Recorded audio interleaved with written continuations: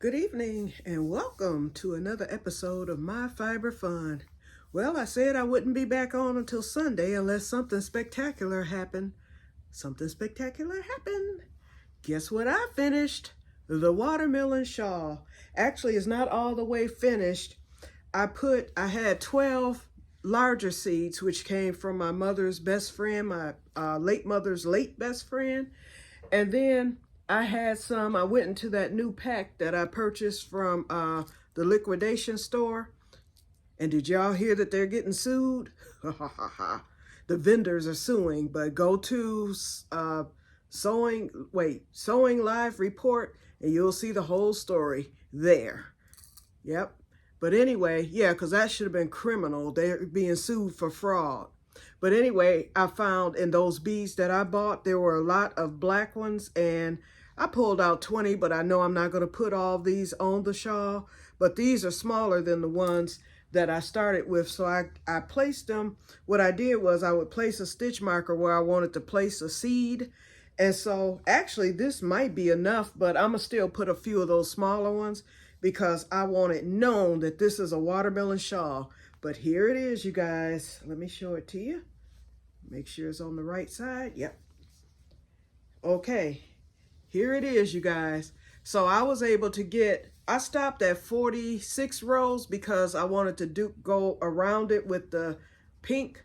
And so this is what I had left out of the whole batch. So I could have actually gotten about 4 more rows out of this, but I stopped it here. I felt this was wide enough and long enough. And then I put the 2 rows of the glow yarn. And when I tell you, oh my God, last night, because I had the glow yarn and part of the rind, the green, wrapped around it. So I was able to see it glowing in the dark. Oh man, this is going to get more attention than anything. But anyway, you can see where I've placed some of the seeds. So I'm trying to get them scattered. So yeah, it needs more seeds because the shawl is fairly long. So I'll probably end up placing those 20 seeds. So how I'm placing the seeds are, I'm using, and these might be the instructions when we do our watermelon bag. I found this to be very easy. And of course, I just lost what I was getting ready to show you. Hold on. And this is why I keep a flashlight at my side. Where did it go? Hold on, let me turn the flashlight up. Oh, it didn't even come on. Is my battery dead? There we go.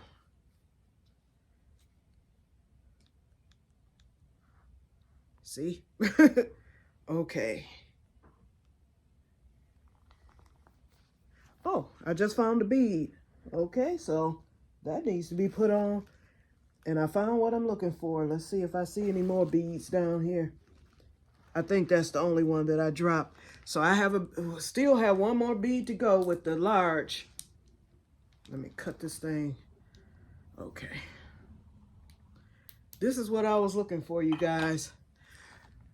I found that instead of using a sewing needle, use the darning needle. It slides right through the bead. And then I'm using invisible thread, and that's kicking my butt, y'all.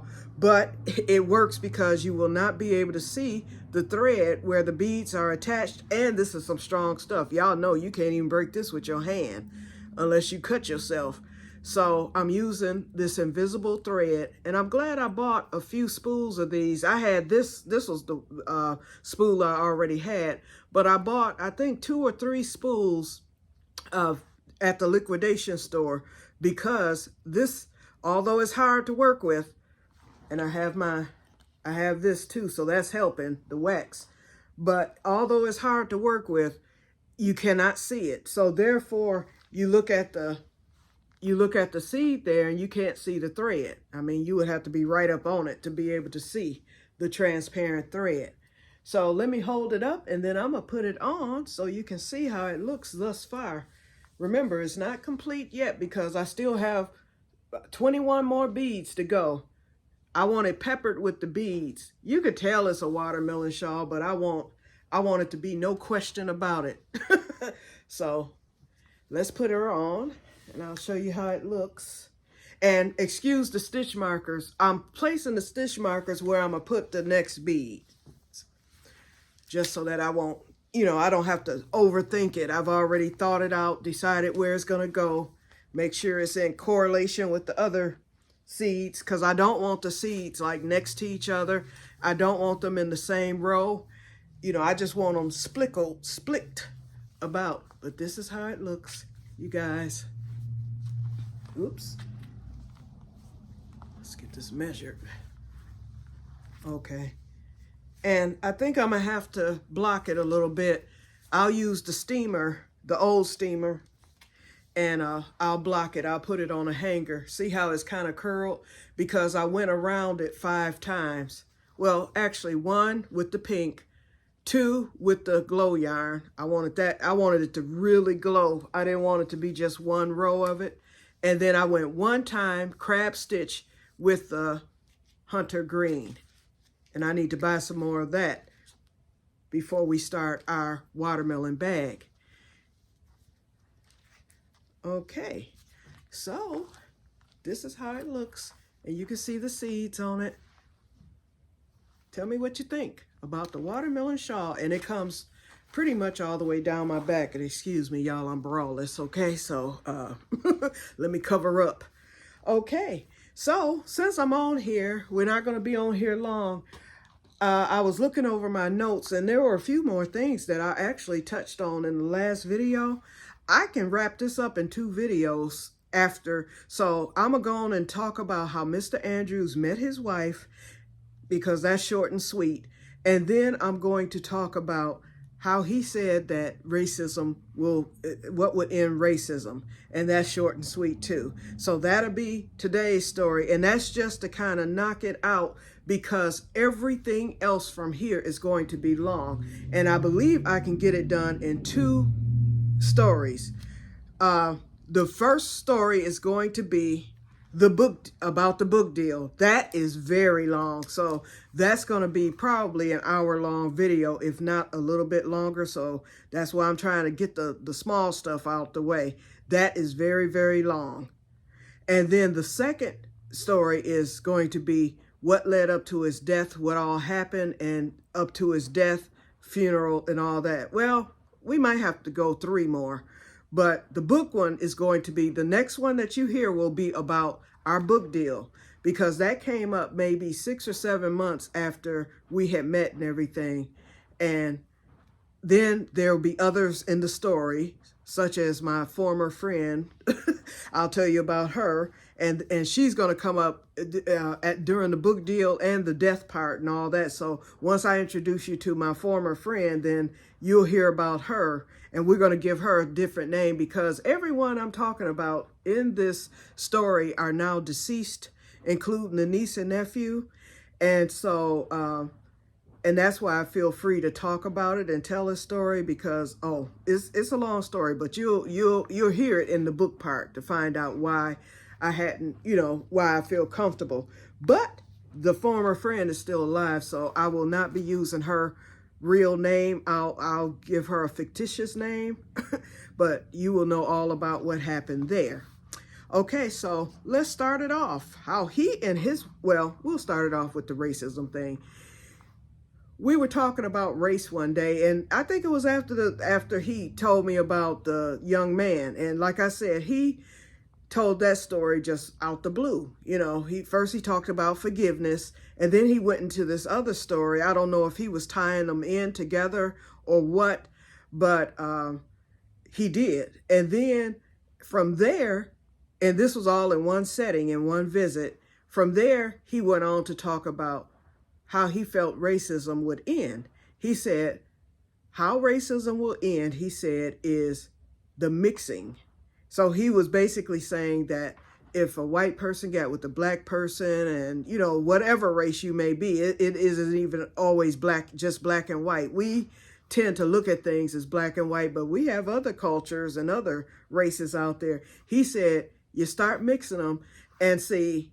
And so wait a minute, I'm a college student, so I decided I want to get philosophical. I was like, doctor, no, Mr. Andrews, I said, but I was like, you said the mixing of the races will end racism and everything. I said, well, we already have that. I was like, and it hasn't ended yet. I said, because we have a lot of racism within our own races. And it's not just black people. Oh, it's very bad in the black community. Oh, yes. We are some of the biggest. And listen, hey, y'all know it's the unspoken truth, okay? Colorism, and it stems from what was called the Willie Lynch theory, where he told the slave owners to pit one slave against the other by differences within their own race, which was pit the light-skinned one against the dark-skinned one. Then you had those that were mixed. Believe me, a lot of mixed people, that's how the Delaney sisters basically made it, because their mother was mixed, and then they came out an array of colors. And then I told you about my mother's aunts and uncles. Her mother hated race mixing, and she refused to do it, she and a sister. But the other 10, they went off into the other race. You know, they went off into the white race and stuff. And I said, boy, I know their names, or the last name. And if I ever found one, I'm gonna be like, surprise! Just like Thomas Jefferson's, who was that? Thomas Jefferson's granddaughter or whatever. And they did it through DNA and proved, you know, she's dead now, but that stuff happens. And so that's what he felt would end racism. But I disagreed. That's the one time I disagreed with him. And I like I said, I tried to be philosophical by explaining myself. I told him, no, I don't think it will. I said, because there's too much racism within the races. You know, I said, so therefore, I was like, think of the people, you know, of India. They have the caste system. And then, you know, we have the, you know, light skin against dark skin. And, you know, then the caste is everywhere. You know, you're poor against the non-poor, it's everywhere. And I told him, I don't think it's going to end until God ends it. I said, once the world ends, that's when I think it will end altogether. I said, but keep in mind, I said, before racism started, and I do believe it's of the devil, I said that's probably his biggest, what I would say, if he has an accomplishment, that's the biggest one, okay? But anyway, and it's still not an accomplishment, but because it's nothing but trouble.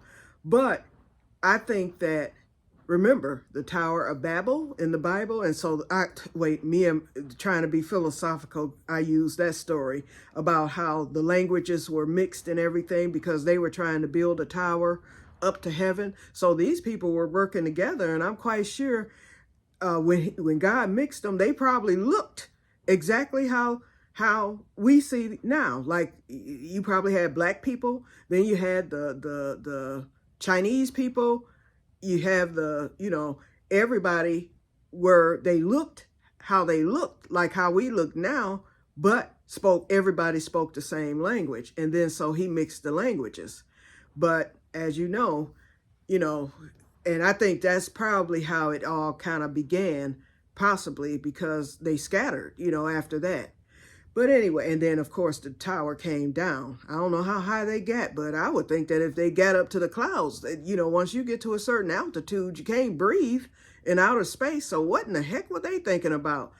But, that's back then. I've always had questions, and people say, don't question God. I have 1,000,001 questions for God. Believe me, don't tell me not to question him. And these are questions I'll ask once I see him. Be like, okay, God, listen, I know everyone says not to question you, but I'm doing it. I need to know. I want to know. I want to know. First of all, I want to know when the devil came about. It's something I want to know about. I just want to know, okay? It's a lot of questions I have, but I don't ask them now, but I wonder.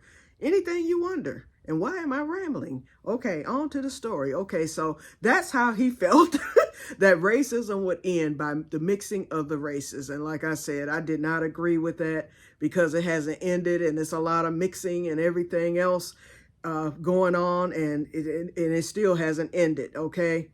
I think things have gotten better in some ways, but it hasn't ended, definitely. So I told him, I was like, he was like, well, because I was like, well, how long do you think it'll take since you think that mixing is going to end it? And he was like, it won't be in our lifetime, mine or yours. I was like, there you have it. I said, so I was like, it's going to be when, everything ends. I was like, then that will end. I said, because I feel it's of the devil. And once he's destroyed, once he's gone and wiped off the face of the earth and whatnot. And that was another question. Why don't you just take the devil out at any given time? But, it's not for me. Now that one, I say, okay, I better be careful with that question.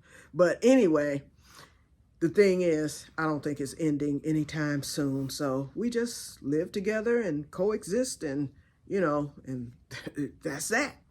Okay, so that was it about the racism. And you won't hear any more about that throughout this whole story because we never even discussed nothing like that. It just came up that particular day and I guess it was on his mind. He spoke what was on his mind and I guess things that bothered him or what he wanted me to know, that type of thing. So that's how the subject came up. It's nothing I ever would have brought up because like I said, I let him lead with any conversation that were to be had. I did not question him until we got into the book deal because there were certain questions that needed to be asked, such as his life story. And that's why that section of this story is going to be longer because I'm going to tell about his family, his parents, his brothers and sisters. He had quite a few tragedies, with them. He had one brother to die of piano. He's walking, through town. This was in the 70s, either 60s or 70s. He's walking like downtown and it was a group of guys way up high. They were lowering a grand piano down to the ground so that it could be loaded and moved. And the rope broke. His brother happened to be walking past and boom, piano fell on him and killed him. So that was tragic.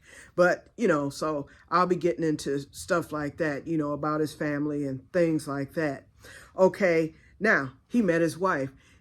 Mr. Andrews, by profession, was a stonemason. His father was a stonemason. Once he being an 1889er, staking the land run, they built their own home out of stone. And he took me to the home he was born in 1899. His father built so many things in that city of Luther, Oklahoma. That's where he was from, Luther. Luther. We went to Luther. We traveled to Luther one day and he took me to all the they had the historical markers telling the story of who built this by the stonemasons and whatnot. And his father was a stonemason. I can't say by trade. I don't know how he became one. But anyway, there's all these buildings that still stand today, built by his father, Mr. Andrews himself, his brothers, and others within the area. They were stonemasons and they built that whole city of Luther, which is a small city, small community. He took me to the house that he was born in. We met the people who currently live there. I don't know if they're still there. I would assume so, because they had been there for some years. And we met them, toured the house, all that stuff. They let me film for the book and everything. I have lots of videos. And if I can get to that shed, once I do and I pull out, well, I have to get the videos and my tapes remastered because I don't have a video recorder. So I need to get something done, get it turned into DVD or something, get it on, what you call it, them little things that you put in the computer that saves information. Yeah, I videotaped him way back then. We have hours and hours of footage. I have lots of pictures, everything. So, that I wish I could display that now because that kind of would bring it to life, but I can't. So, but I'm just letting you know I do have this information. But anyway, yeah, so they were stonemasons. And so he took me on that trip there.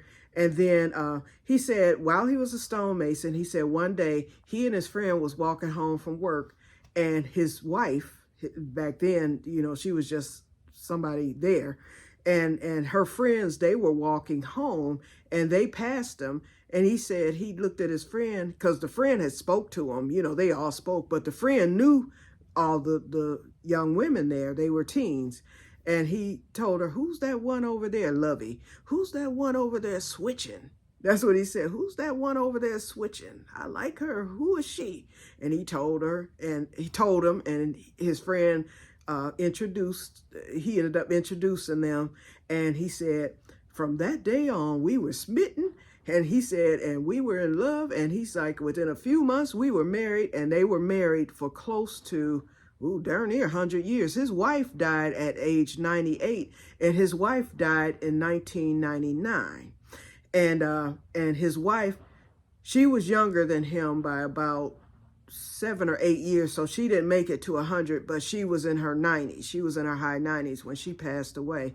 But they were married all that time after only knowing each other a couple of months or whatever. He married her. He said, he told her the first day he met her, you gonna be my wife, and she was. And so he told us about things, about them during their marriage and stuff. He said they got along good. He said she was the boss. He was like, I'd go out there and start doing my art in the shed. She'd tell me to quit molesting on the yard, because he said he'd have stuff everywhere. His way of words. But see, them words back then, they had different words than what we use now. Stop molesting on the yard. And my mind was like, ding, and I just started kind of chuckling. I was like, so molesting on the yard? He was like, yeah, throwing my junk everywhere. So one day I said something to somebody, and I was like, because they had a lot of junk, and I was like, quit molesting. And they looking at me like I'm crazy. I think it was my friend JD or something. I can't remember who it was. But anyway, they looked at me like I was nuts. But anyway, so yeah, so that's how he met his wife, okay? So that was short and sweet. Like I said, they met that way, and then they got married. Like I said, they had the one daughter, Zethel, who passed away from, I guess you could say, crib death. She was alive, and they put her to bed. When they woke up the next morning, as he said, she was still, so she passed away, and then she could not have any more children. After that, he said they wanted a big family. And he said they had the one, and they were very happy.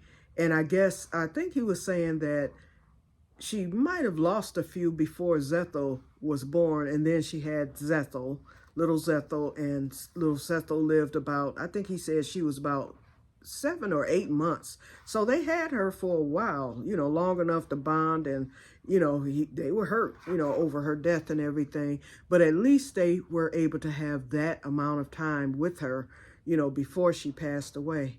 And they were never able to have any more children after that. And they wasn't interested in adopting. They helped raise a few nieces and nephews, things like that. He said, I think they raised one of her nephews or something like that. And he was deceased. He was already dead, because remember, everybody was older. Zethel, when I met her, the new Zethel, she was in her, oh my God, I think Zethel was about 80 something. She was an older lady.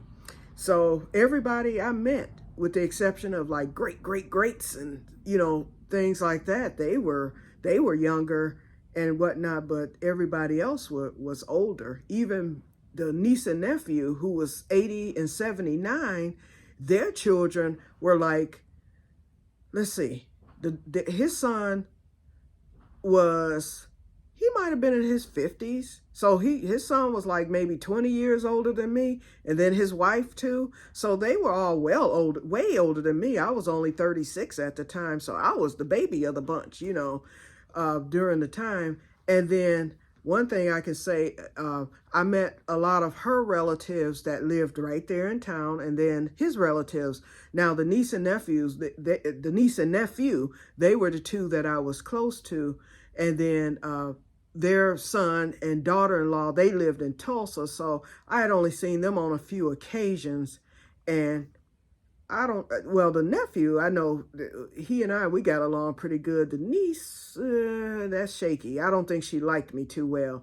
Now, on her side of the family, one of her nephews, he used to try to talk to me. He was an older guy. He was probably in his 80s himself, and he was trying to get with me and all that. But but we were good friends and stuff. But nope, I wasn't trying to get with his butt, okay? But anyway, he liked me, but boy, she had this one niece. Oh, she couldn't stand me. But then she always acted real nice when she was around Mr. Andrews, and when she was around other family members, she would smile and everything. But boy, when they weren't looking, she cut her eye at me, and I was like, okay, here we go.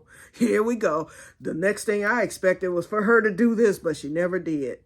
Okay, so I have little stories like that in between the stories, so I just thought I'd add all that information. Okay, so we're going to end it here, and when we come back, now this will be Sunday's video, we're going to start the book video, and that might have to be split up. It just depends on how long that goes, because that is a very long story. It's detailed, and we were dealing with the Oklahoma Heritage Association. I need to tell you about who they are. The late John Hope Franklin, some of you may have heard of him. He was an author and he was famous. He lived in Oklahoma. He was going to do the foreword of the book. We had a whole big elaborate plan set up. The big meeting, with his niece and nephew and me, and then my former friend, all that. And Mr. Andrews, of course, we were there for hours. Then the president of our university, so much happened. So much happened during the course of this book. And so I will be explaining that, and that's going to take a while.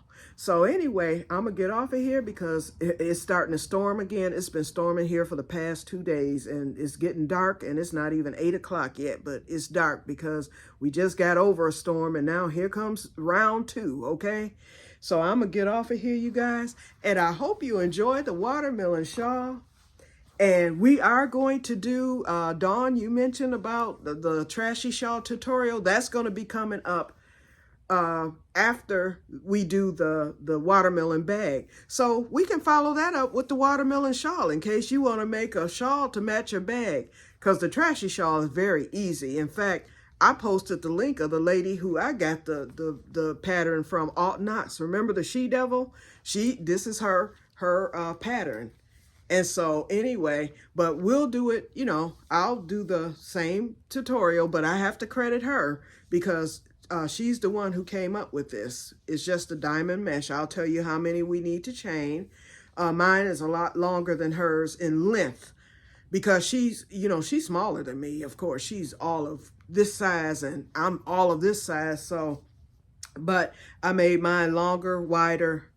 Actually, I didn't go wider because it's for 54 rows. And actually, I went more narrow on this depending on what type of yarn you're using. She was using something from Premier. I always use cotton for mine. And this is the Pima cotton. It's 46% Pima cotton and 46% acrylic and then 8% polyamide. So that's what I used. And then, of course, the glow yarn is polyester, 100%.